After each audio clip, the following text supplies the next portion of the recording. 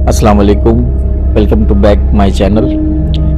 जी, आज आपने सुना होगा शम्सुल मारिफ के बारे में, जो एक किताब है जो अहमद अल-बूनी ने लिखी थी।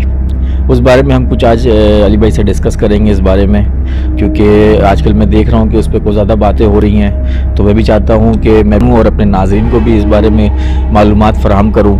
तो इस हवाले से आज हमने पॉडकास्ट इस पे करते हैं। तो मैंने सोचा फिर आज इस मौजू पे एक पॉडकास्ट हम करते हैं अली भाई के साथ।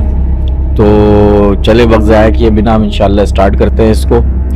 तो छोटी सी तारीफ़ आप मैं बता दूं आपको कि शम्सुल मारिफ एक अरब बुज़ुर्ग अहमद अल-बूनी ने लिखी थी, जो पहले अरब ज़ुबान में थी और उसके बाद उसके तर्जुमे हुए बहुत बाकी ज़ुबानों में, और बाद में एक कंट्रोवर्सी भी चली है कि इसमें बहुत ज़्यादा चेंजिंग हुई, बहुत सारी चीज़ें से बढ़ा दी गई। तो इस बारे में अली भाई से बात करते हैं। अली भाई, आप क्या कहते हैं कि इसके जो मामलात हैं इस किताब के बारे में, ये जो अभी कंट्रोवर्शियल हुआ क्या वजह है इसकी? अस्सलाम वालेकुम फरहान भाई, जैसा कि आपने बताया ना कि हमारा टॉपिक शम्सुल मारिफ है। तो शम्सुल मारिफ जो है वो किताब, बिल्कुल सही बात आपने कही कि अहमद अल-बूनी एक सूफ़ी बुज़ुर्ग गुजरे। ये 10वीं सेंचुरी, लोग कहते हैं कि 10वीं ईस्वी के अंदर, 10वीं सदी ईस्वी के अंदर, और किसी का ख्याल ऐसा है कि ये 13वीं सदी ईस्वी में लिखी गई है। तो इस पर दो राय पाई जाती है इसके लिखने पे। तो ये अरब बुज़ुर्ग थे, उन्होंने अपने नॉलेज को, मतलब बहुत उनका नॉलेज था मुख्तलिफ़ फील्ड्स में, मतलब ज़ुबानों पे भी अबूर हासिल था उनको, और इसके अलावा जो है ना बहुत से फील्ड्स के अंदर, जैसे साइंस के अंदर, उस दौर में भी साइंस के अंदर बहुत उन्होंने काम किया। और फिर सूफिया बुज़ुर्ग थे, तो उन्होंने फिर इस तरफ जो है ना रूहानियत की तरफ काफ़ी बातें की ना, उम्मत को बताई। तो ये किताब 13वीं सदी ईस्वी पे लिखी गई, और उसके बाद ये तकरीबन 200 साल तक ये रही, मतलब अरब के अंदर ये किताब 200 साल तक रही। उसके बाद इसको 300 साल तक गायब कर दिया गया। अब ये गायब करने की इसकी क्या वजूहात थी कि 300 साल तक इसको गायब किया गया? अहमद अल-बूनी साहब जो थे, उन्होंने ये 40 सफ़े के ऊपर किताब लिखी थी, और आज इस बुक का आप PDF देखेंगे तो तकरीबन ये 200-250 सफ़े के ऊपर किताब है। तो मतलब इसके अंदर जो चीज़ें बाद में इंजेक्ट की गई 300 साल इसको गायब करके, तो ये हो सकता है कि उलमाओं की राय इसमें ये है कि उलमाओं की राय ये है कि ये किताब जो है ना आम इंसानों के लिए, आम लोगों के लिए पढ़ने की नहीं है। वो इसलिए नहीं है कि अहमद अल-बूनी साहब ने तो बहुत अच्छा, मतलब इसका तारुफ दिया था और बहुत अच्छा इल्म लोगों तक ट्रांसफ़र करने की कोशिश की थी, लेकिन इसमें बाद में जो इंजेक्ट किया गया चीज़ें, तो वो कुछ जादू, अमलियात, और मतलब इस किताब के साथ छेड़खानी की गई है। तो अगर एक आम बंदा इस किताब को पढ़ता है तो लामहला जो है ना, वो लाजमी सी बात है, वो बहक जाएगा और वो कुफर की तरफ आ जाएगा, शिर्क की तरफ आ जाएगा, खुराफात की तरफ आ जाएगा। अच्छा, आपने अभी बताया है कि ये अब तकरीबन 400 पेज की किताब हो गई है। नहीं, 200-250 पेजेस की। उस वक्त सिर्फ 40 पेज की ये किताब थी। तो इसका मतलब ये है कि बहुत सारे और लोगों ने इसमें फिर एडिशन किया, चीज़ें अपनी अपनी डाली, लेकिन आज तक ये उनके नाम से ही, अहमद अल-बूनी के नाम से ही चल रही है। तो आपको क्या लगता है कि ये जो एडिशन करने वाले थे, तो इन्होंने क्या इसमें पॉजिटिव चीज़ें डाली हैं, सिर्फ नेगेटिव चीज़ें डाली हैं? एक चीज़ तो मुझे ये बताएं। और दूसरा, ये जो आपने बताया कि सूफ़ी बुज़ुर्ग थे ये, तो 10वीं सदी ईस्वी में या फिर 13वीं में जब भी ये बनाई गई है, उस वक़्त क्या अरब में भी सूफ़ीज़म चल रहा था, या ये बाद में ऐसा मामलात हुए हैं? फरहान में ऐसा है कि सल्तनत उस्मानिया के बारे में आपने सुना होगा, और उसमें जो है ना, सल्तनत उस्मानिया में जो है वो सूफीज़म ही ज़्यादा प्रमोट था उस दौर में ना। तो मे बी इट्स पॉसिबल, क्योंकि अरब के मामलात भी सल्तनत उस्मानिया के हाथ में थे, ये हमारा हरम शरीफ भी उनके हाथ में था। तो हो सकता है, मे बी इट्स पॉसिबल कि उस दौर में सूफीज़म अरब तक था मौजूद। अच्छा, मुझे ये बताएं, इसमें बहुत सारी चीज़ें नेगेटिव हैं, बहुत सारी चीज़ें पॉजिटिव हैं। जिस तरह पॉजिटिव चीज़ों में बहुत सारे अमलियात जो है आपने बताया था मुझे ऑफ द रिकॉर्ड के, जिनकी तस्खीर कर सकते हैं, इससे और सारे काम भी हम ले सकते हैं जिनों से। तो आपके ख्याल में क्या कि इस तरह हम जिनों को काबू करके अगर कर लेते हैं तस्खीर कर लेते हैं जिनको, तो क्या हम उससे इस तरह के काम करवा सकते हैं? ये दीन में हमारे जायज़ है कि नहीं? सर पहली बात तो आप अल्लाह की किसी मखलूक को, सही है, जो आपके हम पल्ला तकरीबन है, जिन इंसान से पहले की क्रिएशन है, सही है, और एक ताकतवर मखलूक अल्लाह ताला ने बनाई थी, लेकिन फिर इंसान को अशरफुल मखलूकात बना दिया, उससे ऊपर कैटेगरी में रख दिया। लेकिन वो भी हल्की चीज़ नहीं है, और अल्लाह की मखलूक है ना, आप उसको क्यों मुसख्खर करना चाह रहे हो या उसको क्यों अपने काबू में करना चाह रहे हो? सही है, ये आपको किस तरफ लेके जाके खड़ा कर देगा? आप ये अपने आप को इस चीज़ का जायज़ा लो कि क्या अल्लाह के नबी ने, सही, किसी जिन को काबू किया? अल्लाह के नबी ने सहाबाओं को ये तरबियत दी? ये हमारे दीन में तो नहीं है ना इस चीज़ में। और आप ये देखो कि अगर आप ये कर भी लेते हो, सही है, तो फिर आपके दिल में क्या ख्वाहिशात जागेंगी? आपके दिल में ये ख्वाहिशात जागेंगी कि मैं इससे ये काम भी करवा लूँ, मैं इससे ये काम भी करवा लूँ, सही है, हाँ सही, तो आप बुरे की तरफ ही जाओगे ना। जैसे हर इल्म अल्लाह का अता किया हुआ है इस दुनिया के अंदर, सही है, इस कायनात के अंदर हर इल्म जो है ना अल्लाह का दिया हुआ है, लेकिन इंसान उसका मिसयूज करके उसको बुरा कर देता है। जैसे हारूत और मारूत दो फरिश्ते आए थे, सही है, उन्होंने लोगों को इल्म सिखाया, सही है, लेकिन उस लोगों ने उस इल्म का मिसयूज किया, जादू की तरफ उस इल्म को लेके चले गए। तो इसी तरीके से हर चीज़ का पॉजिटिव और नेगेटिव पहलू होता है। जैसे अहमद अल-बूनी साहब की जो किताब है, उसमें उलमाओं की जो राय है, और फिर इस पे स्कॉलर्स ने भी बात की है, इस पे यूट्यूबर्स ने भी बात की है, सबका एक ही पॉइंट ऑफ व्यू था कि इसके अंदर जो उन्होंने जो काम किया है ना, 3-4 मोटे मोटे मैं काम आपको बताता हूँ। जैसे बिस्मिल्लाह के जितने भी फजाइल हैं, ठीक है, कि बिस्मिल्लाह की पावर क्या है, उन्होंने उसको डिस्कस किया, ठीक है, इल्मुल अदात के ऊपर बात की है, ठीक है, उसके बाद उन्होंने इसमें आज़म के ऊपर, इसमें रिजाल का इल्म जो है उस पर बात की है, अल्लाह के 99 नाम और उसकी खासियत बयान की है। ये सारे काम तो समझ में आते हैं कि अहमद अल-बूनी साहब जैसे सूफिया बुजुर्ग थे, वो सही है, एक अच्छे बंदा ही ये काम कर सकता है, लेकिन इसके अंदर ही, इस किताब के अंदर किसी को कत्ल करने का तरीका, महबूब कदमों में लाने का तरीका, सही है, किसी की रोजी बंद करने का तरीका। तो आपको क्या लगता है कि अहमद अल-बूनी साहब जो ये बता रहे हो कि बिस्मिल्लाह की तारीफ बयान कर रहे हो, वो ये बता सकते हैं कि किसी को कत्ल करने का तरीका क्या है? उसको अपने कदमों में कैसे लाएं? कैसे लाएं? आप ये सोच के देखिए ना। अच्छा, तो अच्छा, आपने इस किताब को थोड़ा बहुत पढ़ा है। अच्छा, इसको पढ़ने में तो मेरे ख्याल में कोई हर्ज नहीं है, पढ़ने में कोई मुज़ायका नहीं है, लेकिन हमारे जो आलिम हज़रात हैं वो मना करते हैं पढ़ने से भी। तो वैसे आपको क्या लगता है कि अगर ये किताब सिर्फ पढ़ी जाए, सही है ना, और अमल एक अलग चीज़ है, जो अमलियात हैं उस पर अमल करना अलग चीज़ है, और सिर्फ पढ़ना इसको कैसा है?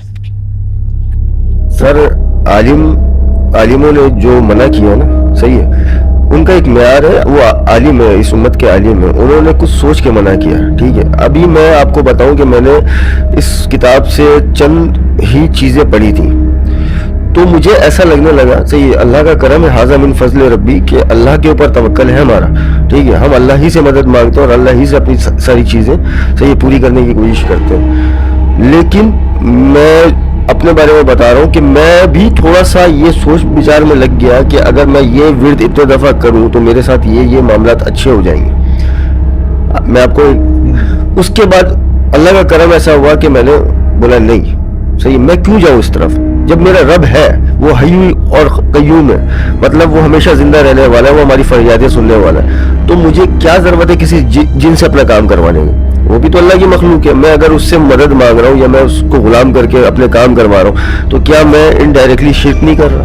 मैं गलत ट्रैक पे नहीं चढ़ रहा? सही है। तो इसीलिए उलमाओं ने बोला ये कम इल्म वाले जो लोग हैं ना, ये उनके लिए नहीं है, जो अपने आप पे काबू नहीं पा। हमारे आलिमों ने मना किया कि जो कम अकल वाले लोग हैं ना, कम इल्म रखने वाले लोग हैं, जिनको अपने ऊपर काबू नहीं है, सही है, जो बहकने की चांस जिनके ज़्यादा है, सही है, जो गलत काम की तरफ जाने की चांस उनके ज़्यादा है, उनके बहकने की चांस ज़्यादा है, तो उनको ये किताब नहीं पढ़नी चाहिए, ठीक है। तो ये आपको ऐसा लगता है कि आप बहुत इल्म रखते हो और आप उस पर काबू पा लोगे, मतलब यानी कि आपने जो वज़ाइफ देखे हैं, सही है, आप किसी पॉजिटिव काम ही के लिए उसको इस्तेमाल करोगे या अपनी ख्वाहिशात नफ्स के लिए उसको इस्तेमाल नहीं करोगे।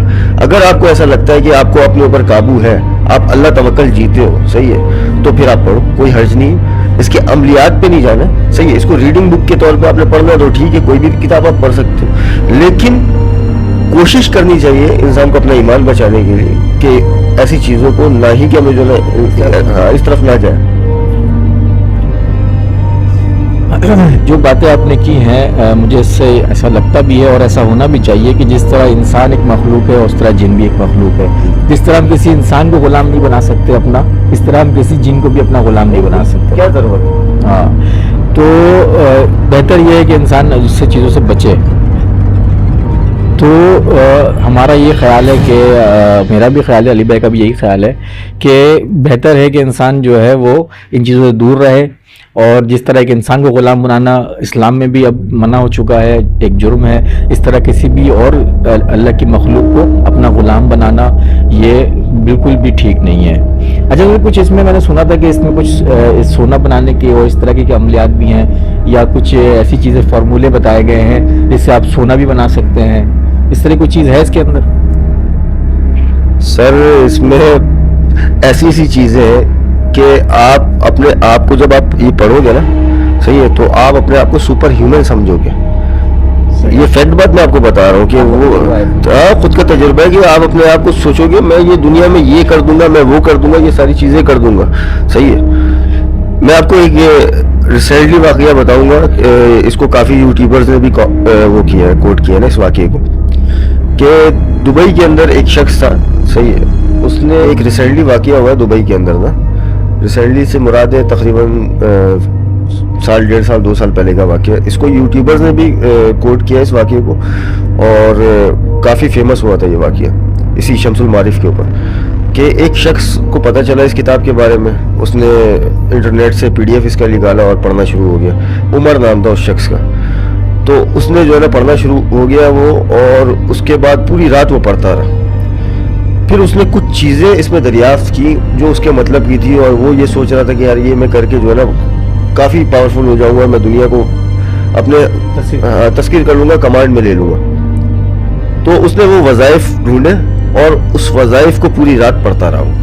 مطلب آدھی رات اس نے وظائف کیا کیا چیزیں اس نالج کو نکالا, اور اس کے بعد آدھی رات اس نے جو ہے نا ان وظائف کو پڑھنا شروع کر دیا. اور یہ سوچتے سوچتے وہ سو گیا کہ اب تو میں جو ہے نا مطلب یہ کر دوں گا, میں وہ کر دوں گا, دنیا میرے تابع ہو جائے گی. دوسری صبح اس کی وائف بتاتی ہے کہ جب وہ اٹھا ہے سو کے تو اس کو عجیب سی چیزیں دکھنے لگیں, اور وہ کہنے لگا کہ افریت افریت. پورے دن وہ یہی کہتا رہا کہ افریت افریت, مجھے افریت دکھ رہا. پھر اس کی بیگم نے, صحیح ہے, اس کے دوستوں کو انوالو کر کے کچھ علماؤں کو بلایا, عالموں کو بلایا. عالموں نے پتہ نہیں کتنے دفعہ تو کوئی کہتے 100 دفعہ, کوئی کہتے 500 دفعہ آیت الکرسی کا وظیفہ اس کے اوپر کیا. اس کے بعد جا کے اس سے جان چھوٹی. جب وہ اپنے ہوش میں آیا تو وہ کہتا ہے کہ مجھ سے وہ غلطی ہو گئی, صحیح ہے, جو مجھ سے نہیں ہونی چاہیے تھی. میں نے وہ دروازے کھول دیے, صحیح ہے, جو مجھے نہیں کھولنے چاہیے تھے. اب آپ اس کہانی سے سمجھ رہے ہو بات کو. افریت کا جو نام لے رہا تھا وہ, آپ کو پتہ ہے افریت کیا چیز ہے؟ افریت حضرت سلیمان علیہ السلام جو تھے, ملکہ بلقیس اور تخت والا واقعہ آپ نے سنا ہوگا. تو اس جو دربار کے اندر حضرت سلیمان علیہ السلام نے ایک ڈیمانڈ رکھی تھی ایک جن سے, دیو ہیکل جن تھا, تو اس سے ڈیمانڈ رکھی تھی کہ تم کتنے دیر میں یہ تخت لا دو گے. تو اس نے بولا تھا کہ آپ کے ممبر سے اٹھنے سے پہلے. صحیح ہے. تو ایک انسان نے, آصف بن برقیہ جن کا نام تھا, انہوں نے کیا جو ہے نا پلک جھپکتے لا دیا تھا. لیکن اس دربار کا وہ سب سے ہیوی دیو قامت اور سمجھ لو بہت پاورفل جن تھا. اس کا نام تھا افریت. قرآن کوٹ کر رہا ہے اس کو, صحیح ہے. اور وہ افریت کس کے پاس آ گیا؟ دانستہ طور پہ اس لڑکے کے پاس آ گیا جس کا نام عمر تھا, دبئی کا لڑکا تھا. اس نے وہ عمل کر دیا جو افریت کو اس نے بلا لیا.